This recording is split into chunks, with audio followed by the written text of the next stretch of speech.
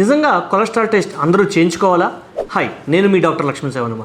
చాలామంది చేసే తప్పు ఏంటంటే బయటికి వెళ్ళి కొలెస్ట్రాల్ పరీక్ష అడిగి కొలెస్ట్రాల్ పరీక్ష తీసుకుని అదికి వస్తూ ఉంటారండి. కానీ నిజంగా ఈ కొలెస్ట్రాల్ టెస్ట్ కనుక చూసినట్టయితే దీన్ని లిపిడ్ ప్రొఫైల్ అని ముద్దుగా పిలుచుకుంటారు చాలామంది. సో ఈ లిపిడ్ ప్రొఫైల్లో ఏమేమి ఉంటాయి? జనరల్గా total cholesterol, triglycerides, LDL, HDL, VLDL, ఇవన్నీ రకరకాల కొలెస్ట్రాల్ సంబంధించిన పారామీటర్స్.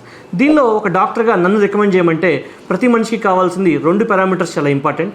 ఒకటి ట్రైగ్లిజరైడ్స్, ఇంకోటి ఎల్డిఎల్, లో డెన్సిటీ లైపోప్రోటీన్. ఇవి చూసే మనం ట్రీట్మెంట్ అనేది ఫిక్స్ చేస్తూ ఉంటాం. టోటల్ కొలెస్ట్రాల్ అనేది ఎంత భాగంలో ఉన్నా కూడా డాక్టర్కి అది చాలా డిపెండెన్సీ ఉండదు. ఎందుకంటే ఈ ఎల్డిఎల్ అంటే లో డెన్సిటీ లైపోప్రోటీన్ అనే ఈ కొలెస్ట్రాల్ మాత్రమే మనకి గుండె జబ్బుల్ని కాజ్ చేస్తుంది. సో దీనికి వచ్చి టార్గెట్ లిమిట్స్ ఉంటాయండి.